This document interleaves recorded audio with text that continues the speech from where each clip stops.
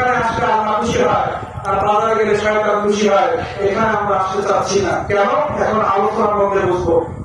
আল্লাহ তাআলা বলেন, ইয়া আইয়ুহাল্লাযীনা আমানু, হে ঈমানদারগণ, তোমরা যারা দাবি করো আমি আল্লাহ আমাকে ভালোবাসো। আল্লাহ বললেন, যদি তোমরা ঈমানদার দাবি করো তোমাদের দুইটা সবক দিব। যদি মানতে পারো তোমার জীবন সময় সহায় হয়ে যাবে, যদি না বলতে পারো জীবনের পরিকল্পনা খুঁজে পাবে না।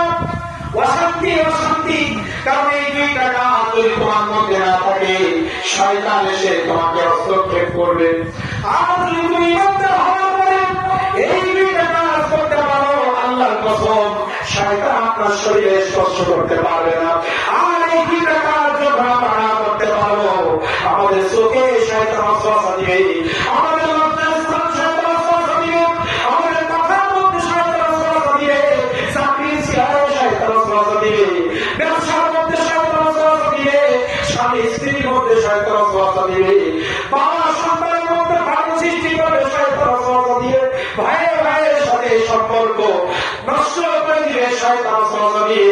আল্লাহ তাআলা বললেন, ব্যক্তির জীবন থেকে শুরু করে সামাজিক জীবন, রাষ্ট্রীয় জীবন, আন্তর্জাতিক জীবনে তুমি শান্তি পাওয়ার তখন ঈমানদার দাবি করার পরে দুইটা সবক মেনে যখন আজকের থেকে যদি আমরা এই দুইটা জিনিস মেনে নিতে পারি, আল্লাহর ঘোষণা অনুযায়ী যতদিন আমরা বাঁচবো, যদি 20 বছর বাঁচি, 20 বছরের মধ্যে যত সেকেন্ড যত ঘন্টা আমাদের হাত থেকে চলে যাবে, প্রত্যেকটা সময় আল্লাহ আমাদের পরে খুশি থাকবে।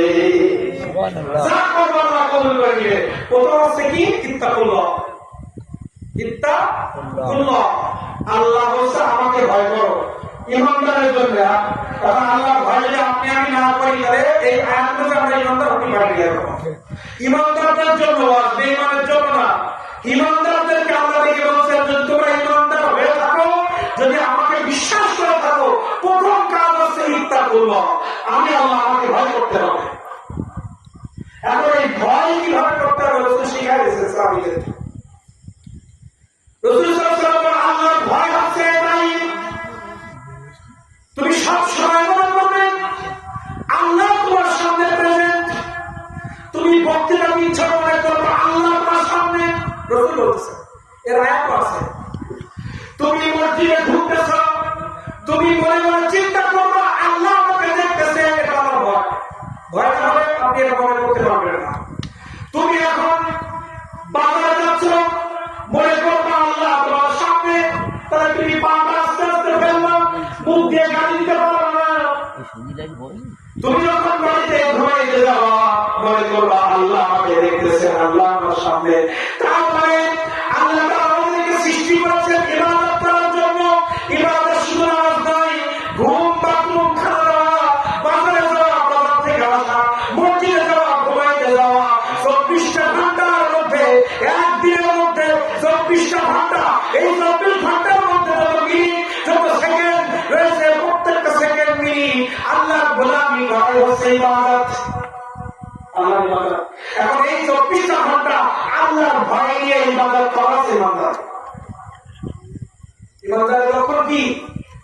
একটা মানুষ যদি 15 বছরে বালেগ হয়, 13, 14, 15 বছর থেকে সে যদি 16 বছর বাঁচে, 1 বছর আমার গোলামি করতে হবে, তার আমল না হয়। 60 বছর বাঁচে, 60 বছর থেকে 15 বছর কোনো গোলাম লেখা হবে না। আর 45 বছরের ভিতরে যত সেকেন্ড, যত মিনিট, এই প্রত্যেকটা সেকেন্ড মিনিটের হিসাব দিতে হবে। এখন সেকেন্ড মিনিট যদি আল্লাহর ভয় নিয়ে আমল করেন, প্রত্যেকটা সেকেন্ড মিনিট আল্লাহর গোলামি হিসাবে আপনার খাতায় উঠবে। আর আল্লাহর ভয় বাদ দিয়ে যদি ইবাদত করেন, কোনটাই গ্রহণযোগ্য হবে না।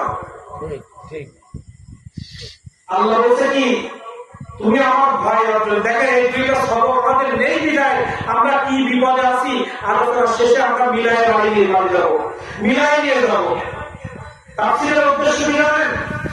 একটা আয়াত এখানে যে মুফাসসির হবে বা যে আলোচনা করবে, এই আলোচনা থেকে 5টা বিষয় যদি খেয়াল না রাখে, ওই বক্তাও উপকৃত হবে না, শ্রোতাও উপকৃত হবে না। একটা আলোচনার মধ্যে 5টা বিষয় থাকবে। প্রথম হচ্ছে আল্লাহর কালামের সুন্দর তেলাওয়াত। 1 আলিফ টান, 3 আলিফ টান, 4 আলিফ টান, মধ্যে আসলি, মধ্যে আমজি, মধ্যে বদল, মধ্যে তামাই, মধ্যে রিম, মধ্যে মোজাক্কের, মুত্তাসিল, যত প্রকার মদ আছে সব মদ সম্পর্কে ধারণা থাকে। যত প্রকার মুনফাসিল, ইলগাম, ইখলাম, ইজহার, যত গুণ আছে ধারণা থাকতে হবে। আলিফ থেকে ইয়া পর্যন্ত যত অক্ষর, কোনটা জিপির আগা, কোনটা জিপের গোড়া, কোনটা কণ্ঠের গোড়া, কোনটা কণ্ঠের শুরু, কণ্ঠের মাঝখান, কণ্ঠের শেষ, এক একটা অক্ষর এক এক জায়গা থেকে বের হয়, প্রত্যেকটা জায়গা সম্পর্কে ধারণা থাকতে হবে। এই ধারণা নিয়ে আয়াত পড়বে। এরপরে ওই আয়াতের শাব্দিক অর্থ করার যোগ্যতা থাকতে হবে। যে আয়াতগুলো বক্তা পড়বে প্রত্যেকটা হরফে ব্যাখ্যা করার যোগ্যতা থাকতে হবে এবং প্রত্যেকটা বাক্যের ব্যাখ্যা বিশ্লেষণ করার মতো যোগ্যতা থাকতে হবে এবং ওই আয়াতে কেন আল্লাহ নাযিল করেছে, এই আয়াত দিয়ে আমাদেরকে কি বুঝাইতে চেয়েছেন আল্লাহ, এটাও বুঝাই দিতে হবে এবং সর্বশেষ শ্রোতাকে বলতে হবে আল্লাহ তাআলা এই আয়াত দ্বারা আমাদের এই আমল করতে বলেছেন। এই পাঁচটা বিষয় যদি বক্তার আলোচনার মধ্যে না থাকে, বক্তাও নামাজ পড়তে পারবে না ঠিক মতো, বক্তাও শান্তিতে থাকবে, শ্রোতাও শান্তিতে থাকবে। আজকে এই সূত্র আলোচনা শোনা পাগল। আপনি যখন একটা বক্তার রস শুনবেন, এই পাঁচটা জিনিস তার থেকে আসতেছে কিনা প্রশ্ন করার দরকার নেই। এই সূত্র এই পাঁচটা জিনিস যদি বক্তার আলোচনার মধ্যে না আসে, এই কোরআন বলছে ওই আলোচনা দিয়ে বক্তা শ্রোতাকে উপকৃত হবে। কারণ অশুদ্ধ তেলাওয়াত আল্লাহ বলছে ফেরেশতা ওই আসমান এখান থেকে মুখে ছুড়ে মেরে চলে যায়। অশুদ্ধ তেলাওয়াত সে ইমাম হোক, সে সাধারণ মানুষ হোক, যে তেলাওয়াতে ভুল করে ওই ভুল তেলাওয়াত ফেরেশতা নেয়, নিয়ে আমলনামায় না লিখে আল্লাহর কাছে না দিয়ে ওই মাহফিলের মধ্যে ছুড়ে মেরে চলে যায়। তাহলে আপনি কি ভাবে পাবেন? তাহলে তেলাওয়াত সুন্দর লাগবে ওদের মধ্যে এক নাম্বার। আর শাব্দিক অর্থ যদি না হয়, ভুল ভালো হয়, বরকত হবে। ব্যাখ্যা যদি ভুল ভালো হয়, বরকত হবে। শানে নজুল কেন নাযিল করলেন, এটা যদি আপনাকে না বোঝানো হয়, এই কারণে আল্লাহ এই আয়াত নাযিল করেছে, তাতে কোনো লাভ হবে? আর আল্লাহ এখান থেকে এই শিক্ষা দিয়েছেন, কিন্তু কোনো লাভ হবে না বাবা। এজন্য বলছি আমাদের জীবনে শান্তি নেই কেন? জীবনে আমরা হজ করলাম, যাকাত দিলাম, পিতামাতাকে কম বেশি খেদমত করলাম, স্ত্রীকে খুব কম বেশি ভালোবাসা দিলাম, প্রতি বছর 5 সেট কাপড়, বছরে 2 টাকা নতুন বড় কাপ, করোনা কম দিলাম, কিন্তু স্ত্রী তো কথাই শোনে না। কারণ কি? আল্লাহ ঠিক কারণ বলতেছে। আমার সন্তানের জন্য আমি কম কষ্ট করলাম না, সন্তান আমার স্ত্রীর গর্ভে যদি কনসেপ্ট করেছে, সেই দিন থেকে সন্তানের পেটের মধ্যে ভালো রাখার জন্য